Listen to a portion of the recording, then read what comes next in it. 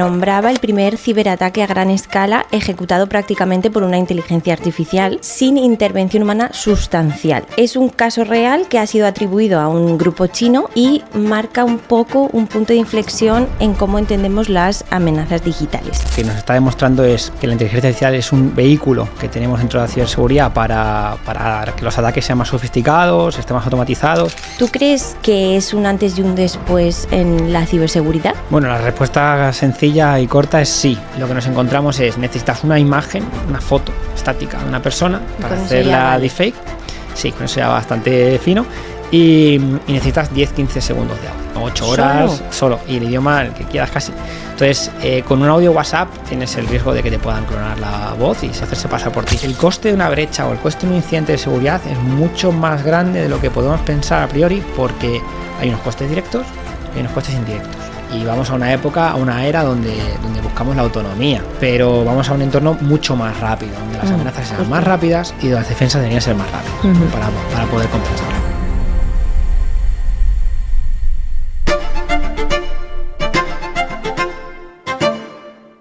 Cerramos temporada de Blue Eye Podcast con un invitado clave del mundo de la ciberseguridad, Pablo González.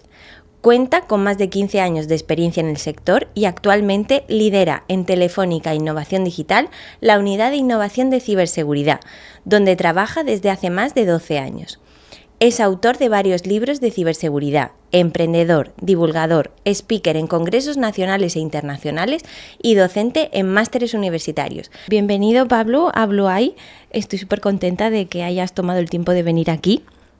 Pues nada, muchas gracias por la invitación y un placer estar aquí contigo para hablar un poco de IA, de ciber y estas cosas. Vale, vamos a empezar un poco por un titular que salió en El País el día 14 de noviembre de este año, donde se nombraba el primer ciberataque a gran escala ejecutado prácticamente por una inteligencia artificial sin intervención humana sustancial. Es un caso real que ha sido atribuido a un grupo chino y marca un poco un punto de inflexión en cómo entendemos las amenazas digitales. ¿Tú crees, a partir de este caso, que es un antes y un después en la ciberseguridad? Bueno, la respuesta sencilla y corta es sí. Dentro del sector se ha visto con gran expectación este caso, porque realmente lo que nos está demostrando es, primero, que la inteligencia artificial es un vehículo que tenemos dentro de la ciberseguridad para que los ataques sean más sofisticados, estén más automatizados y cada vez sean más autónomos, ¿no? Que es lo que demuestra este incidente. Y realmente cambia un poco las reglas del juego, porque nos estamos enfrentando a una amenaza mucho más rápida, mucho más efectiva, con una inteligencia que se puede acercar a la humana y que puede incluso superarla, ¿no? Por la capacidad de velocidad, sobre todo la velocidad que tenemos, ¿no? Lo que pasa es que hay matices sobre este incidente, porque realmente esto salió en noviembre del 2025. Anthropic denuncia, ¿no? este hecho. Parece que hay un caso de espionaje sobre 30 organizaciones. Ha habido infiltración, ha habido explotación de vulnerabilidades, ha habido pues esa filtración de información. Y esto supone que en caso de que sea cierto, pues como hemos dicho, es un hecho sin precedentes.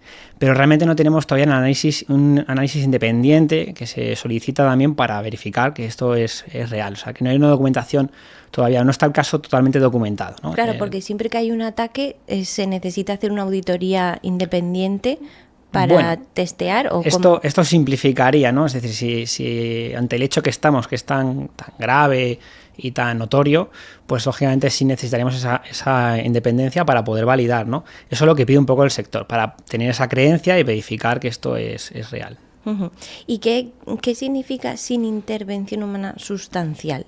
Sí, pues hoy en día, como vemos, la inteligencia artificial dentro del mundo del ciber es como un copiloto, ¿no? Es decir, es un ayudante que hace que el trabajo de un analista, que el trabajo de un pentester, que el trabajo de un auditor sea más eficaz, más eficiente, pero siempre ayudando, siempre siendo un copiloto. Que empezamos a ver la IA como que no necesitas human on the loop, que es el término que se utiliza, ¿no? Al humano ya en el proceso significa esa autonomía global, ¿no? Que todavía no estamos ahí, ¿vale? Entonces, el humano sigue estando, incluso en este incidente, están hablando de un 80-90% De IA. de IA, ¿no? Todavía hay un porcentaje de humano, pero es bastante pequeño. Si esto fuera real, ¿no? Que esto todavía está sin validar 100%. Entonces, esto es lo que significa que el humano esté o no esté. Entonces, estamos yendo hacia un modelo, a un ecosistema agéntico de IA, donde la autonomía debería ser global. En ese caso, no sabemos si llegaremos. Se supone que todavía quedan unos años, pero estamos acercándonos, estamos dando pasos agigantados. O sea, estás diciendo que el futuro de la ciberseguridad va a ser, o sea, puede pasar que hayan ataques hechos con IA totalmente autónoma. Sí, pero con matices. Es decir, siempre va a haber el humano, que es el que tiene que llevar a cabo ese ataque, ese objetivo, ¿no? Es decir, desde el punto de vista del atacante, será un humano el que quiera realizar esto y tendrá las herramientas en forma de modelos, en forma de agentes, o agentes operativos que los pueden llamar, ¿no? O 100% operativos. Y luego también tendremos la parte defensiva, donde los humanos también tendrán a los sistemas de IA para poder contrarrestar este tipo de amenazas. Claro, y si cada vez es más autónoma la IA, también se complica mucho lo que es la detección por la parte de la defensa, ¿no? Exacto. Al final es una carrera de un gato y un ratón, ¿no? Es decir, tanto los atacantes utilizan cada vez la IA para crear esos ataques sofisticados y más automatizados, más autónomos, que les dan mayor velocidad. El término concreto es la velocidad con la que eres capaz de crear amenazas o llevarlas a cabo. Y luego la defensa ocurre lo mismo, tienes que utilizar la IA para poder competir con un atacante que utiliza la IA, ¿no? Entonces, los sistemas defensivos ya han entrado en una etapa que son los Next Generation, ¿no? Que es la siguiente generación, donde la IA ya es un vehículo que utilizamos en las defensas y todo se está transformando. Entonces, como puedes ver, el ecosistema de la ciberseguridad se está transformando, está viviendo ahora un momento... un hito, ¿no? En su historia, que es cómo la inteligencia artificial está transformando tanto la parte de cómo nos atacan como la parte de cómo nos defendemos. Y tú, en el caso de tu trabajo, estás más, bueno, en las dos partes, en la de... Nosotros, aparte siempre de legal, ¿no? En la parte defensiva. Pero la parte defensiva al final tiene dos partes. Tú puedes ser defensivo, reactivo, es decir, yo espero que me ataques y reacciono, ¿no? Pero la seguridad, ya no la seguridad de ahora, sino la seguridad de siempre, la máxima es que tú seas preventivo. Es decir, la prevención, ser proactivo en esa prevención es lo que primero te cuesta menos. La inversión en eso es claramente mejor que esperar a que me ataquen y yo tenga que reaccionar y tenga que resolver una incidencia de seguridad. Por lo que trabajamos en las dos partes, tanto la parte proactiva, que es la seguridad preventiva, como la parte defensiva. Claro. Y de este tipo de ataques, ¿quién está hoy más expuesto en estos escenarios? Más expuestos, digamos que todos. Al final, tanto ciudadanos, estados, empresas, al final todos estamos expuestos, porque al final, si nos vamos al plano de la ciudadanía, por ejemplo, cualquier usuario de Internet puede ser víctima de un phishing, que eso todo el mundo conoce lo que es un phishing. Durante 25 años, 30 años nos ha llegado un correo de que el banco ha perdido nuestras credenciales, ¿no? Y cosas así como muy locas. Pero realmente hoy en día con la IA, de nuevo pues, se encuentra en evolución. Tanto el phishing ha evolucionado a cosas mucho más creíbles, pero el phishing ha evolucionado también en otro tipo de amenazas, como puede ser una deepfake, ¿no? Que de repente te hace una llamada y no sabes si la persona que está al otro lado es real o es una IA que te hace parecer o que se parece mucho a una persona que tú conoces o que es idéntica, o te hacen una llamada donde tienes una voz clonada y tú reconoces la voz, ¿no? Además, fíjate que el ser humano siempre ha pensado, si no lo veo, no lo creo. Claro. Y si no lo veo, no lo creo y ahora lo estás viendo, ¿no? Y no sabes diferenciar si lo que estás viendo es real de lo que... Entonces... Ahí, por ejemplo, el impacto es muy grande en la ciudadanía, por ejemplo, ¿no? En los fraudes más... pero eso ocurre en las empresas también, ¿no? Entonces, hay un caso, el caso Arup, en 2024, donde una empresa, un empleado de una empresa en Hong Kong transfirió $25 millones porque lo que se encontró en una reunión era pues al CEO de la empresa, no había una videollamada, al CEO de la empresa y a varios directivos más, y los estaba viendo. Y estuvo cerca de una hora hablando con ellos. Entonces, y todo era generado con inteligencia artificial, eran deepfakes.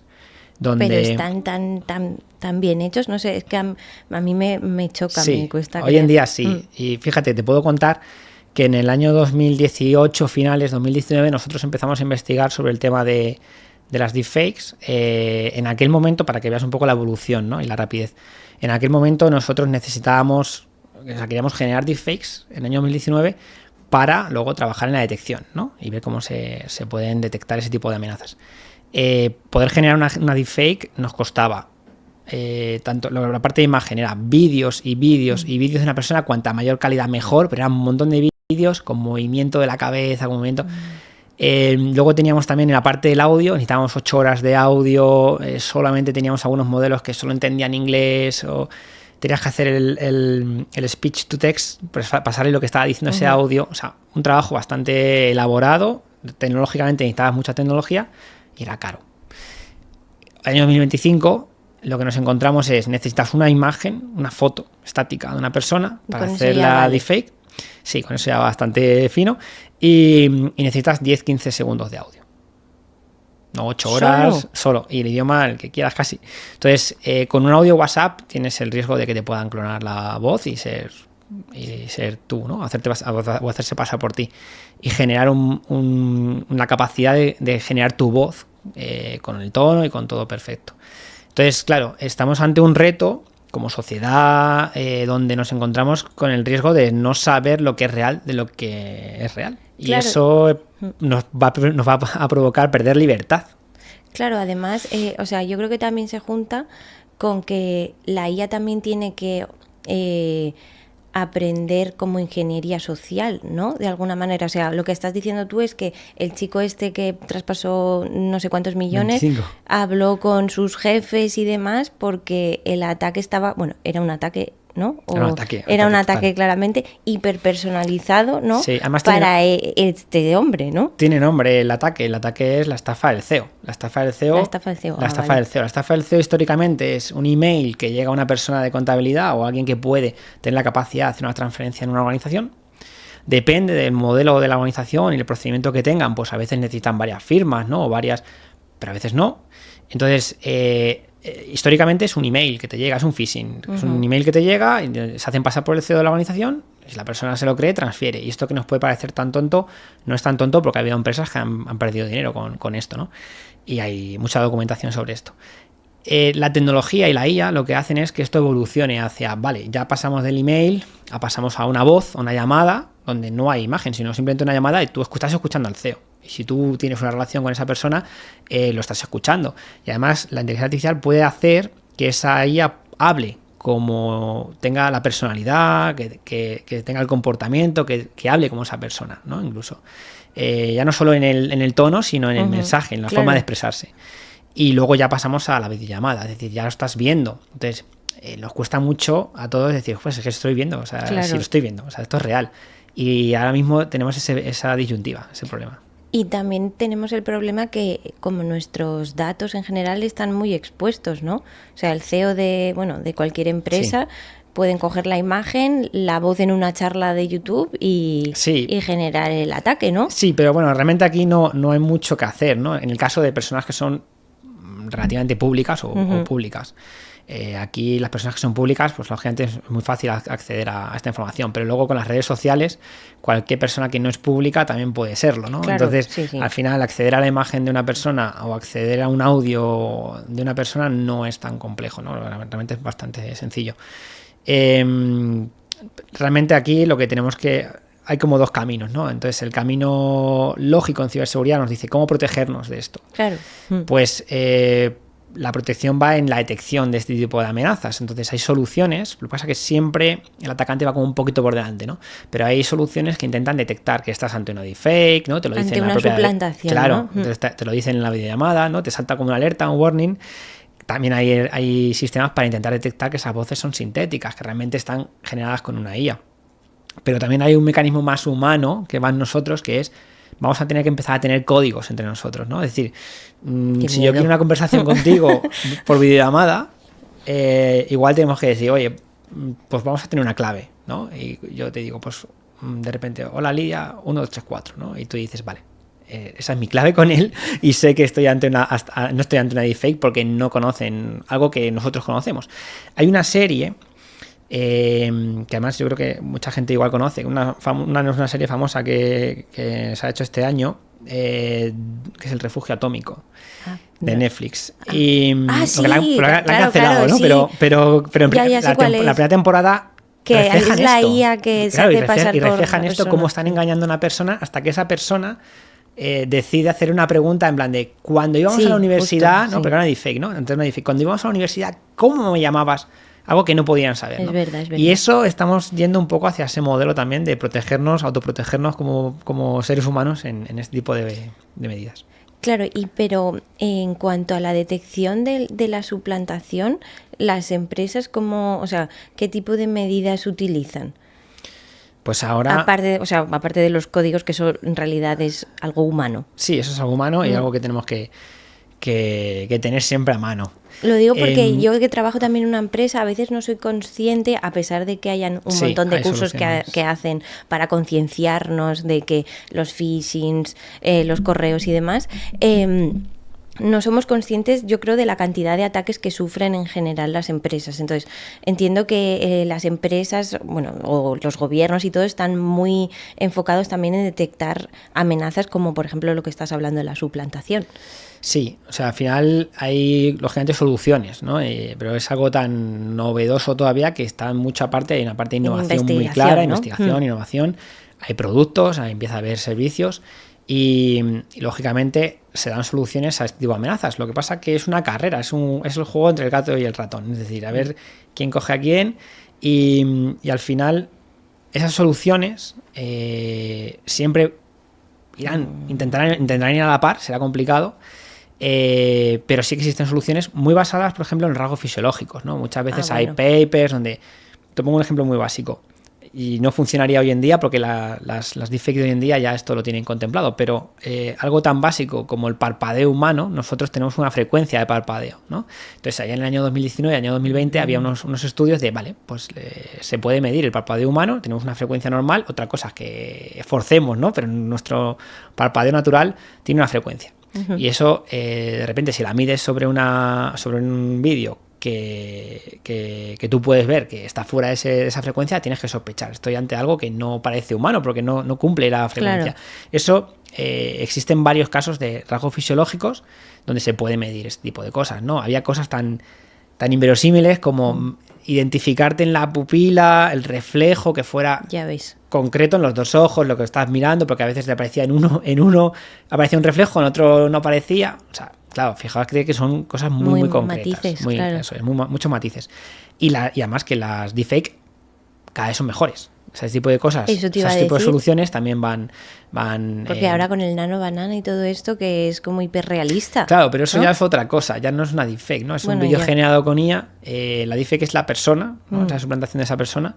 En el caso de un Sora, por ejemplo, también con el tema de los vídeos, ya generamos vídeos generados con IA, que ya es un paso más. Claro, ¿no? Es hiperrealista. Es hiperrealista. Pero también hay estudios y papers e investigación para detectarlos. Claro, en realidad ahora ya no va a haber una parada de investigación, porque todo el rato tenéis que estar, es constante porque avanza todo como muy rápido. Claro. En el mundo de ciberseguridad todo avanza muy rápido. Todo avanza muy rápido. A mí me gustaría ahora hablar del prompt injection, que me parece muy curioso, que escuché antes de ayer un podcast de Tierra de Hackers que justo hablaba de esto. Entonces, era por si nos podías explicar un poco qué es exactamente el prompt injection y por qué es especialmente peligroso cuando la IA actúa como una intermediaria. Sí. Aquí el problema, fíjate que estamos introduciendo sistemas de inteligencia artificial en un montón de aplicaciones, ¿no? En el día a día, los seres humanos que interactuamos con el entorno digital, que somos la mayoría, ¿no? Pues estamos interactuando con sistemas de inteligencia artificial. El prompt injection, o sea, bueno, hay que auditar ese tipo de sistemas. Es decir, antiguamente la IA no estaba en el volumen que está ahora, pues la auditoría es la revisión de seguridad de ese tipo de sistemas, pues no se contemplaba. Hoy en día las empresas, los estados, la sociedad utiliza la IA. Entonces hay que auditarla, hay que validar el estado de seguridad de esos sistemas de IA, que generalmente son LLMs lo que tienen detrás, que son modelos de lenguaje, grandes modelos de lenguaje. Y el prompt injection es la vulnerabilidad o la amenaza o el ataque es la vulnerabilidad realmente icónica dentro del mundo de la IA. Icónica porque al final, y en ciberseguridad, si yo dijéramos SQL Injection, todo el mundo en ciberseguridad entendería lo que es el SQL Injection y es como algo icónico, ¿no? Dentro del mundo ciber. Aquí ocurre lo mismo con el Prone Injection. Dentro del mundo IA, esta es la icónica, la referente. Sí. ¿En qué consiste? Consiste en que el atacante intenta, a través de un prompt, que al final es algo que le mandamos al modelo, intenta extraer información de más, ¿no? Por ejemplo, si el modelo tiene acceso a cierta información de clientes, pero le hemos dicho, oye, no, esto no lo puedes decir, ¿no? Lo utilizas internamente, pero no puedes dar los datos concretos de clientes. Pues el atacante puede intentar generar un input, un prompt, que de manera que el modelo le confundamos y consigamos extraer esa información, ¿no? O sea, hackear al modelo, es hackear ¿no? el modelo, exacto, es un hackear el modelo. Entonces, esto que puede parecer benigno puede ser bastante malicioso, porque al final los modelos gestionan mucha información y a veces no los tenemos tan controlados como parece, ¿no? Es más, las estadísticas que tenemos es que la mayoría de las empresas no tienen esas pruebas de seguridad con los modelos. Entonces, es un riesgo muy, muy grande, porque estamos dando una gran responsabilidad a un modelo de inteligencia artificial y no estamos validando su seguridad. Claro. ¿Y qué hacéis para validar la seguridad de un LLM?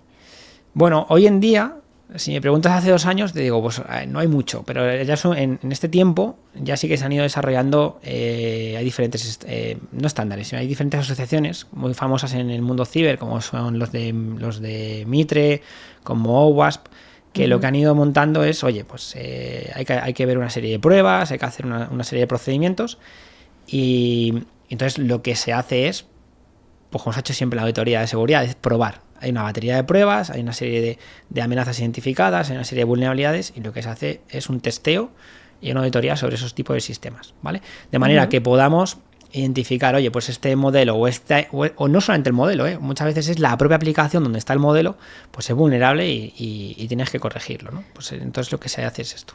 Claro, pero yo he escuchado en alguna ocasión, yo creo que cada vez están más preparados, lo típico que le dices, quiero hacer una bomba, eso no te lo va a decir, pero si tú le dices algo así como, estoy en una obra de teatro y mi personaje tiene que hacer como si hiciese una bomba, ¿me puedes decir los pasos? Entiendo que eso cada vez está más preparado, ¿no? Claro, eso es una forma de bypassearlo, ¿no? Al final estás intentando hackearlo.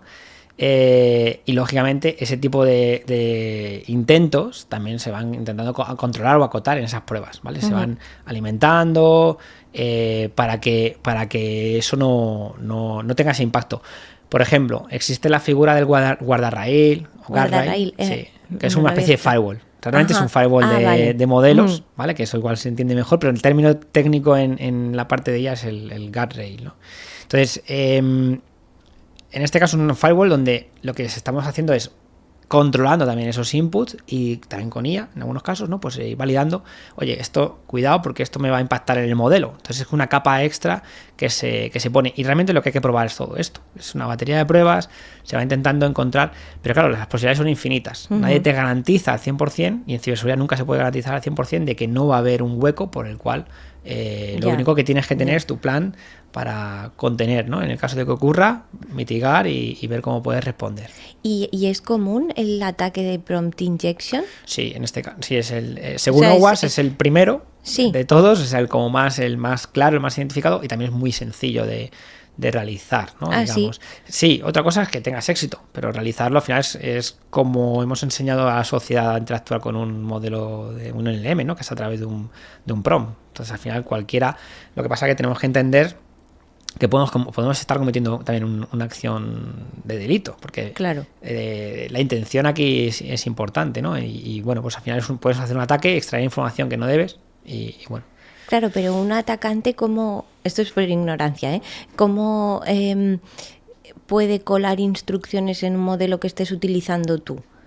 Bueno, aquí hay varias formas, pero en el caso de Prone Injection, lo más sencillo es si tú tienes un chatbot, pues ahí tienes el input, lo que le mandes ya él lo va a interpretar, ¿no? Entonces ya dependerá si tiene un guardrail detrás, qué tipo de instrucciones tiene, cómo le acotan, ¿no? O cómo le protegen, pero el cómo interactúa el usuario, tienes un chatbot, ¿no? Pues tienes un campo de texto que tú le introduces, así de sencillo.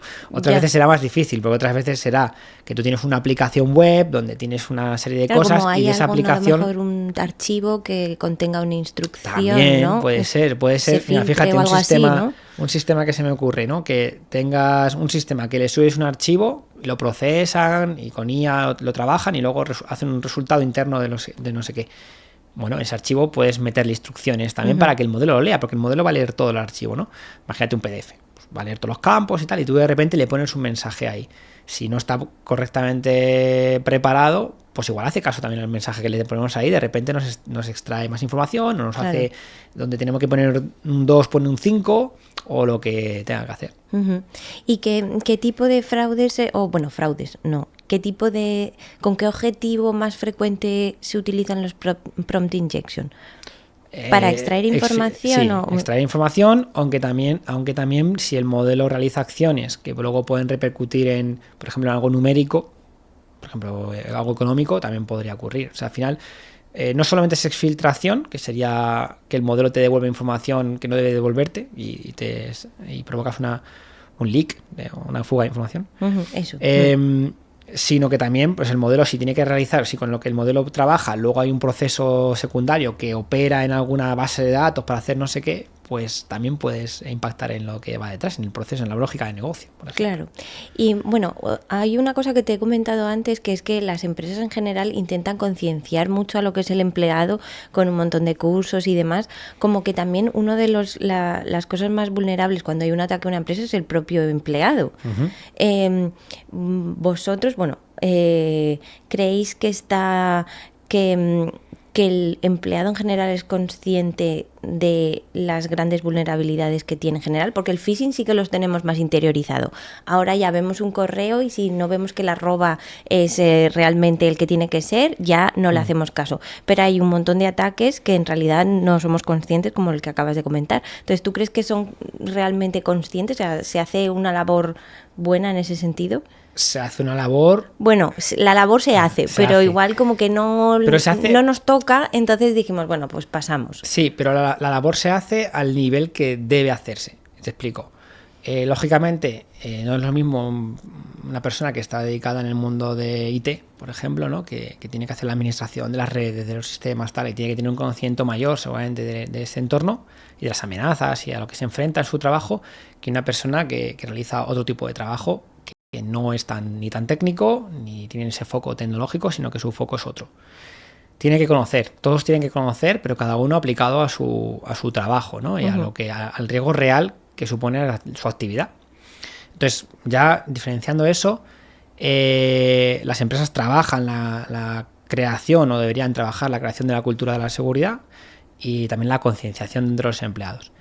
Es verdad que por estadística también se hace. El vector de ataque más directo a una empresa seguramente sea el phishing. El phishing. ¿Vale? Seguramente sea el phishing. Hoy en día... ¿Y caen muchos por phishing? Sí. Sí. O sea, eso las empresas también lo miden. Cuando hacen esas pruebas de concienciación, lo que tú comentabas antes, se llaman pruebas de concienciación de los empleados, ¿no? Entonces, que si le haces sobre 100, sobre 200 y te caen un 30%, pues... tienes un problema, ¿no? Porque al final, si ese 30% ha caído, se supone que si la amenaza es real, tienes unos vectores ahí de intrusión bastante claros. No ocurre nada, es decir, lo mejor es prevenir. Hablábamos antes de que la seguridad preventiva es lo que realmente sale barato, ¿no? Antes que curar, ¿no? Prevenir que curar. Entonces, esa seguridad preventiva nos lleva a, vale, si tú caes en una prueba de este tipo, te vamos a formar, te vamos a concienciar, ¿no? Ya recae un poco la responsabilidad sobre el empleado también de entender los riesgos y de querer entenderlos, ¿no?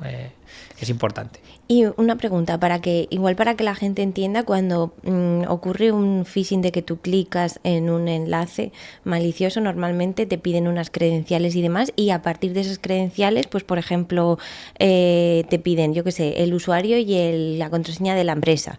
O sea, ya con eso ya pueden entrar en tus no sé si en tus servidores, pero o sea, para que sepa la gente un poco la conciencia que la gravedad, ¿no? que puede tener. Y no han hecho nada como... O sea, si es sofisticado, me refiero que el ataque no es muy sofisticado, ¿no? O sea, ponen un enlace tú pones tus credenciales y ya tienen tus credenciales. Eso es. Es un ataque en principio sencillo, puede ser sencillo. Eso, sencillo. Sencillo, no sofisticado.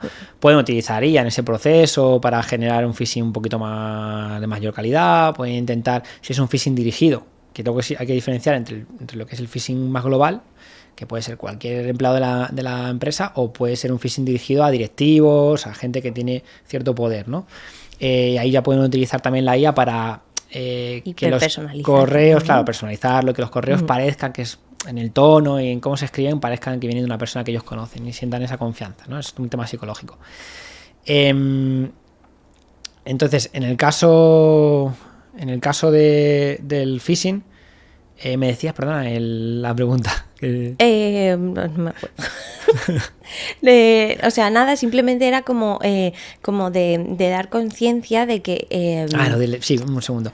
Sí, lo de la... Es verdad, lo del incidente, ¿no? Por ejemplo, cuando nos roban una credencial. Os voy a poner un caso para que todo el mundo entienda lo que puede ocurrir, ¿no? Y la gravedad.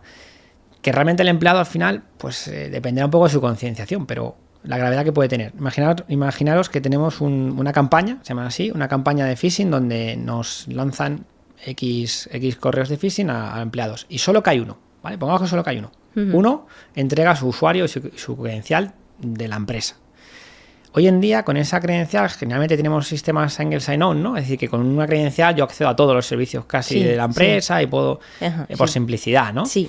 Y con esa credencial los atacantes comienzan lo que le llaman la fase silenciosa, que es, yo puedo entrar en la organización, por ejemplo, imagínate que tienen un servicio de no sé qué, tienen otra cosa, tienen una VPN, ¿vale? Imagínate que tienen una VPN y con ese usuario pueden entrar a la VPN. Entonces ya están dentro de la red de la organización. Entonces la fase silenciosa consiste en que el atacante va a estar en esa red, por ejemplo, durante un tiempo, que pueden ser meses, sin que sean detectados y en modo de hacer poco ruido. Viendo información pasar, tiempo, recopilando, ¿no? Recopilando información. Claro, ¿cuánto tiempo? Pues el tiempo suficiente para recopilar información de valor. O sea, lo que ellos van a robar, muchas veces pensamos que nos van a robar dinero, físicamente o digitalmente, y no, en una empresa igual lo que roban es información. Empiezan a conocer otros emails, otras identidades, empiezan a robar identidades, empiezan a robar información concreta de la empresa. Si la empresa se dedica por fuera a un banco, por ejemplo, imagínate, pues datos de clientes, empiezan a moverse, pero sin generar mucho ruido lateralmente, van moviéndose dentro de la organización y van cogiendo mucha información. Esa información tiene un valor en el mercado negro. Entonces luego, cuando ellos creen que tienen algo ya valioso, se van al mercado negro, deep web, dark web, llamémoslo black market, como queramos. Y dependiendo de lo que tengan, pues eso tiene un valor. Lo venden. ¿A quién lo venden? Pues a otros que quieren hacer algo con eso. Dios. Que puede ser más fraude. Imaginaros que han robado tarjetas de crédito, ¿vale? Pues lo venden, eso tiene un valor. Y además tiene un valor en el cual se puede estimar cuánto puede costar una tarjeta de crédito de una empresa en el mercado negro. Pues pongamos 400 euros, que puede parecernos poco, puede parecernos mucho. Pero si eso, luego dicen, bueno, pero yo con 400 euros que invierto puedo conseguir 20.000 euros de una cuenta o 25, pues la ganancia es brutal. Entonces, toda esa información se vende y está cuantificada, o sea, que sabemos más o menos, ¿no? Se sabe más o menos por los rangos, dependiendo de lo que les pueda proporcionar después. Al final es una inversión para los atacantes. Entonces, fíjate que aquí el problema es de una identidad robada. Se ha provocado que meses después haya este tipo de incidente gordo, ¿no? Y la empresa igual no ha notado en este caso, igual no ha notado que ha pasado nada, pero realmente fíjate todo lo que ha pasado detrás sin que lo vieran, ¿no? Claro, y además ha habido en los últimos tiempos como muchas noticias de que ha habido robo de información. No sé si fue hace poco a Iberia, puede ser, bueno... sí, una brecha de datos, ¿no? Bancos, un montón de veces, y luego el famoso Infojobs, que le robaron información. Nos enviaron a los que teníamos cuenta en Infojobs un mensaje como que ha habido una filtración de datos y te llama gente. O sea, como a mí me siguen llamando teléfonos que yo creo que lo han sacado de ahí, como no me acuerdo ahora lo que dicen, pero rollo, escríbeme al WhatsApp y no sé qué. Claro, tú fíjate que aquí estás conectando la cadena, porque estás diciendo que te llama alguien intentando aprovecharse de esa información que se ha filtrado, pero igual no ha sido el que ha robado esa información, sino que la ha vendido. Claro. Entonces hay un mercado, ¿no? Porque hay otros que quieren utilizar esa información para sacar el beneficio. Entonces ellos quien igual roba una información lo vende por un valor y el que la compra la va a utilizar para intentar sacar más valor, ¿no? Claro. O sea, al final es una cadena dentro de ese mercado negro. Eso se llama brecha de datos, ¿no? Que es un tipo de incidente de seguridad. Cualquier empresa al final puede ser... al final las empresas invierten en ciberseguridad para evitar este tipo de incidentes, pero al final también tenemos que entender que este tipo de incidentes puede ocurrir a cualquier empresa. O sea, hay una frase que es cualquier empresa hackeable, ¿no? Con tiempo y recursos infinitos, sobre todo, pues cualquiera... Pero lo que tenemos que entender es que las empresas están en un momento en el que lo que tienen que intentar es ser resilientes. Es decir, oye, tengo que ser capaz de detectar lo que me está ocurriendo, tengo que ser capaz de responder y tengo que ser capaz de continuar con mi actividad de negocio. Claro. Ser resiliente para... Y no perder la confianza, ¿no? Porque si, por ejemplo, sale un mensaje, una noticia de que Banco Santander ha sido hackeado, pues te quedas así, sobre todo personas mayores como mis padres afecta, y tal, se colapsan. Es que, claro, fijaros que una noticia de este tipo... pensamos que solamente tiene un coste directo, pero hay un coste indirecto también, que es la reputación, ¿no? Que es una de las cosas importantes, un activo importante dentro de una organización es tu reputación, ¿no? Es la confianza de tus clientes, y un incidente de seguridad puede provocar también la pérdida de clientes, porque el cliente pierda confianza, ¿no? Cuidado, o sea que el coste de una brecha o el coste de un incidente de seguridad es mucho más grande de lo que podemos pensar a priori, porque hay unos costes directos y hay unos costes indirectos. Que los costes indirectos son muy difíciles de ser tangibles o de cuantificar, ¿no? Porque al final ya hablamos de reputación, hablamos de pérdida de clientes en futuro, hablamos incluso de pérdida de contratos con otros proveedores, bueno, o alianzas. O sea, eso puede ocurrir. Hay un caso, bueno, por poner uno, hay un caso muy, muy famoso de hace muchísimos años, ¿no? Que fue el de Sony. El de Sony fueron, bueno, en 2011 creo que fue, donde fueron hackeados la PS Network, ¿no? La red esta de gaming, y durante 23 días estuvo cerrado por el hackeo, ¿no? Entonces hubo una brecha de datos y además la empresa cerró para mitigar el impacto y poder resolver el problema. 23 días sin actividad. Eso, lógicamente, afecta mucho a tu actividad de negocios. Si tu actividad de negocios está en Internet dando soporte a que la gente pueda jugar, pues, y hay millones de usuarios, ¿no? Había como 77 millones de usuarios comprometidos, porque esa información se filtró, donde podía haber tarjetas de crédito, métodos de pago, o sea, toda esta información. O sea, el volumen era muy grande. El propio Sony lo estimó, no quiero darte mal el dato, pero creo que más de 150 millones de dólares, ¿no? Lo que era recuperarte ese incidente.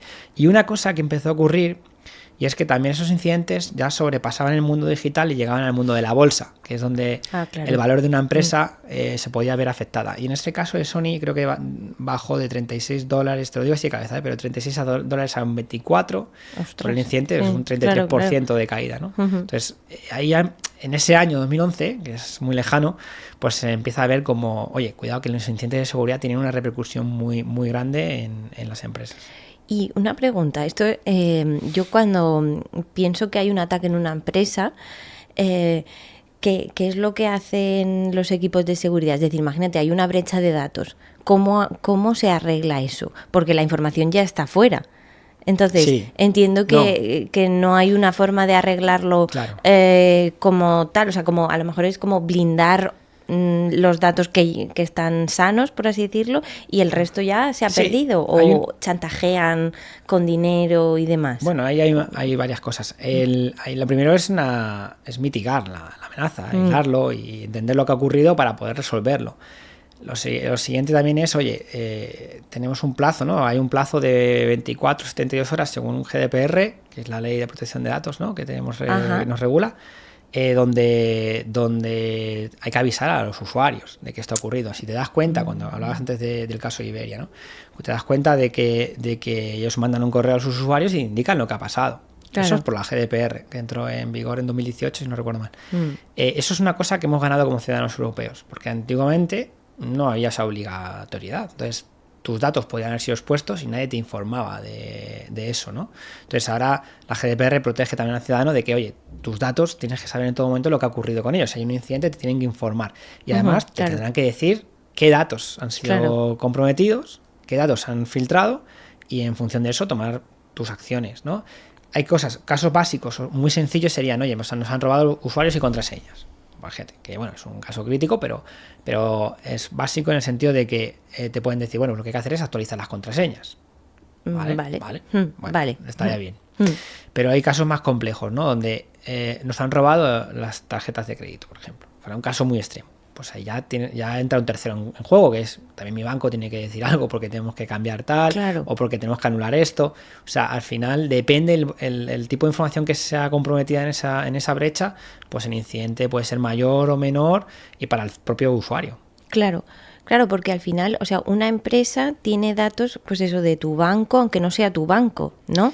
Bueno, sí, hay unos estándares de protección, o sea, no están tan al aire como puede ser un usuario, el nombre de un usuario. Bueno, sí, eso es verdad. Pero no están tan al aire, ¿no? Pero bueno, podría ocurrir. Imagínate que podría ocurrir que también te enfrentas a sanciones regulatorias porque estás incumpliendo cómo tienes que almacenar la información, por ponernos un caso muy extremo, y podrían estar las tarjetas ahí expuestas, ¿vale? Imagínate que están incumpliéndolo con las leyes y también serán sancionados por eso. O sea, que al final un incidente puede destapar muchas cosas y puede haber muchas sanciones.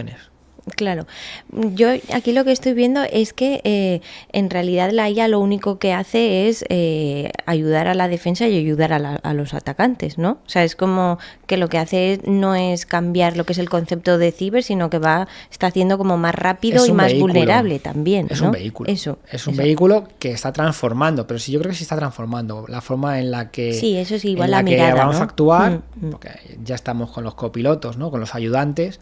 Y vamos a una época, a una era donde buscamos la autonomía, donde yo creo que el ser humano siempre va a estar haciendo la supervisión y va a estar enriqueciendo también esa IA. Pero vamos a un entorno mucho más rápido, donde las amenazas serán más rápidas y las defensas deberían ser más rápidas, ¿no? para poder compensarlo. Y bueno, me da tiempo, creo. Antes has hablado mucho de lo que es el pen testing. Lo has mencionado. ¿Podrías mencionar así brevemente qué es y qué aporta la IA al pentesting tradicional? Sí, el pentesting es el proceso dentro del hacking ético, ¿vale? El hacking ético es una herramienta que tienen las empresas para poder medir si los controles de seguridad, desde las protecciones, la inversión, el dinero que están poniendo en la mesa, está bien configurado, son correctas, son suficientes para garantizar cierta seguridad. Garantizar nunca al 100%, pero se garantiza unos máximos hay que se buscan. Entonces, el pentesting está dentro de la parte de hacking ético. El hacking ético lo podemos ver como un proyecto de muchos tipos de pruebas que intentan medir, ¿no? Ese tipo de eficacia de los controles, de protecciones. En el caso del pentesting es un tipo de prueba, ¿vale? Es un tipo de prueba donde el rol que se asume es un atacante y se intenta introducir en sistemas, acceder a cierta información, se pone como una serie de objetivos, ¿vale? En función de esos objetivos, pues el atacante, bueno, en este caso el pentester, que es todo correcto, todo legal, ¿no? Pues el pentester lo que va a hacer es intentar replicar el comportamiento de un atacante para lograr ese objetivo. Entonces aquí la IA ayuda, claro, al final hay sistemas de agentes que pueden trabajar de forma coordinada y planificándose para poder hacer una simulación también ellos de lo que es un pentesting. O sea, pueden ayudar en ciertas partes del pentesting o pueden intentar ayudar en todo lo que es el pentesting, en todas sus fases. Depende, aquí ya dependerá, estamos yendo hacia un modelo de intentar cubrir todas las fases del pentesting con inteligencia artificial. Y bueno, claro, si vosotros los que trabajáis en ciber entiendo que vais a delegar cosas en la inteligencia artificial, eso también es un riesgo, ¿no? Porque hay cosas, o sea, hay un riesgo de automatizar tareas, ¿no? En este sentido. Sí, aquí hay riesgos. Hay varios, ¿no? Por ejemplo, las alucinaciones, uno de los grandes riesgos, ¿no? Que los modelos a veces alucinan, se llama así además la alucinación, donde el modelo pues empieza a inventar, y eso tiene un riesgo muy grande, sobre todo cuando estás tocando la ciberseguridad, ¿no? Claro. Al final es algo que se ve claramente. Y luego también el tema de la privacidad. Cuando hablamos de modelos muy grandes, muy potentes, a todos nos viene a la mente pues el ChatGPT, sí, ¿no? Y modelos que están en cloud, modelos de terceros. Lógicamente aquí en ciber la privacidad es importante. Cuando tratamos temas de vulnerabilidades, pues aquí lo que es importante es tener privacidad sobre esas vulnerabilidades porque es información sensible, ¿no? de las empresas. Entonces, modelos locales, lógicamente, o modelos privados, modelos open source que se ejecutan solamente dentro de las organizaciones, es lo que vamos a ver en ciber, es lo que más va a predominar. O sea, tú ves como el futuro de la ciber un poco como un híbrido, ¿no? O sea, no va a dejar nunca la supervisión humana, pero sí que es verdad que se está delegando mucho en temas de inteligencia artificial y otras cosas que seguramente no las sabré por desconocimiento. Pero ¿qué decisiones no debería nunca tomar una IA en seguridad? O sea, ¿dónde nunca pondrías una inteligencia artificial? Bueno, es una pregunta compleja, porque la visión ahora es vamos hacia un modelo autónomo, ¿vale? Pero no se espera que lleguemos antes al de 3, 4 o 5 años. Tendremos la capacidad de hacerlo autónomo y tendremos la capacidad de decidir si queremos que la IA tome todas las decisiones o no. Eso yo creo que podemos llegar a verlo. Lo que pasa que la realidad es que el ser humano se fía más del ser humano que de una IA. Claro. Aunque los datos, te pongo un ejemplo, aunque los datos no fueran a favor del ser humano. Pero la IA es capaz de detectar, quizás bien entrenada, más rápido, ¿no? Al menos. Más rápido y de tener... No tiene malos días la IA. Quiero decir, el ser humano puede tener un mal día. Esto hemos visto ejemplos, ¿eh? O sea, si por ejemplo vamos al mundo de los coches autónomos, seguramente confiamos más en que el coche lo conduce un humano que un Claro, que o sea, yo ahora que mismo una IA. no lo contemplo. Pero si empezáramos a recoger estadísticas, seguramente nos diéramos cuenta, no lo sé, pero puede que nos diéramos cuenta de que el ser humano tiene más accidentes que la IA. Sí. Entonces ahí dirías, vale, pero sigo confiando más en el ser humano. Otro ejemplo sería, si tenemos un tren, un metro, que va solo, y que puede ir solo, eso no es nada nuevo, ¿no? Que puede ir solo, pero necesitamos ver a la figura del conductor, porque si no me cuesta montarme en el tren, ¿no? Entonces yo creo que esto va a ocurrir lo mismo con la parte de ciber. Aunque lleguemos a esos sistemas autónomos, darle todo el control no lo vamos a hacer. No lo vamos a hacer. Entonces yo creo que siempre habrá una supervisión de lo que está ocurriendo y una gestión, una gobernanza. Claro, y ahora, ya por terminar, los perfiles que trabajan en ciberseguridad ahora mismo tienen que tener tienen que ser como perfiles un poco híbridos, ¿no? Sí. ¿No? Sí, hay parte un poco, que sí, ¿no? y al menos hacer un buen tándem, ¿no? De tener perfiles de IA, perfiles de ciber y hacer un buen tándem, o ya tener un dual stack, ¿no? Que es, oye, sabe de trabajar ciber con los pero dos. Realmente, fíjate que yo creo, pero es una creencia mía, cada uno puede tener su opinión, pero yo creo que es más complejo el mundo ciber. ¿En qué sentido? Que en el sentido de que tú tienes un perfil que es experto en ciber y es más sencillo que pueda introducir el vehículo de la IA, porque no necesita más que introducir el vehículo de la IA, no necesita conocer la IA en profundidad, ¿no? Entonces es más sencillo ese paso que una persona de IA empezar a formarla en la parte de ciber. Entonces ahí, porque no están en igualdad de condiciones, es decir, el de ciber solo necesita utilizar la IA, no entender tampoco sus procesos internos, y en el caso de ciber sí que necesitan. Sí, porque la ciber es muy, muy compleja. Yo, de lo que sé, de lo poquito que sé, me ha parecido muy difícil. Pero claro, yo vengo del mundo ahí de las matemáticas. Y también un poco por el tema de la innovación, que tú trabajas actualmente en lo que es en la innovación de ciberseguridad. ¿En qué, o sea, qué herramientas te utilizas para ser creativo, por ejemplo, en temas de soluciones? Me refiero que tienes que estar constantemente actualizando con congresos o con gente internacional que esté en la vanguardia de la ciberseguridad y cosas así, ¿no? Sí, aquí además yo creo que hay un montón de fuentes donde tú puedes nutrirte para entender bien cuáles son los problemas y retos a los que nos enfrentamos en la parte de ciber, ¿no? Desde los propios proveedores de ciberseguridad, desde las propias personas que están en el propio negocio, luego también desde la parte más científica, la literatura científica, que también es una forma de un termómetro de ver qué es lo que se está nutriendo.